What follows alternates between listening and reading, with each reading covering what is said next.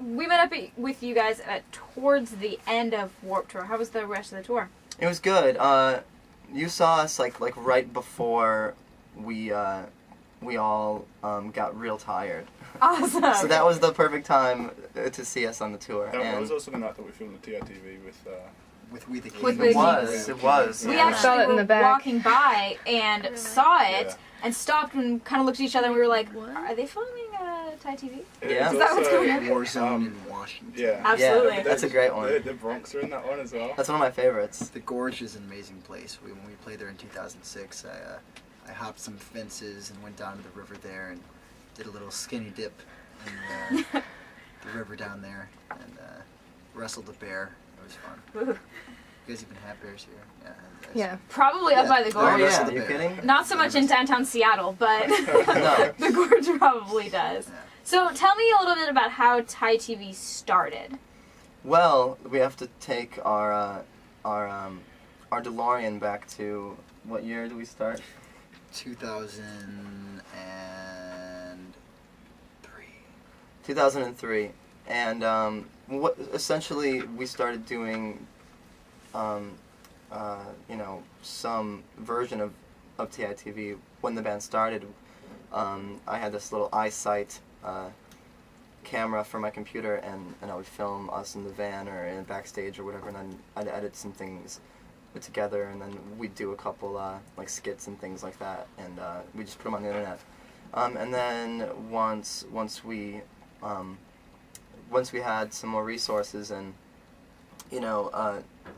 we brought out some of our friends. John Walker was originally one of the first, I don't know if you call him a director of TITV, and now he plays bass in Panic at the Disco, and that's how he met them, which was great, and he's a great friend of ours, and so are they. But then we got our good friend from high school, from Barrington High School, Jack Ettinger. He was the president of his class. And the prom king.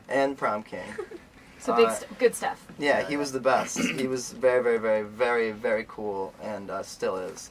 And anyway, Jack Ettinger, he does them now, and we work, very close with him on them, and we have a really, really great time making them, and now, they're on iTunes as a podcast for free, which is always cool, and it's a lot more, it's easier for me anyway to download them from there as opposed to like trying to use all the conversions on the internet. Right. And try and put them on my iPod, but We're actually planning on releasing TITV, the early years, which are home videos that were made by, I know William and I have some early movies that we made prior to the Academy, such as my trilogy called Millennium. We spelled Millennium wrong, unfortunately, on the title of it, but it was a movie about time travel. But you were also prepubescent. Yes. So it doesn't count. Yeah. But it was the beginning of my acting career, which was an important step.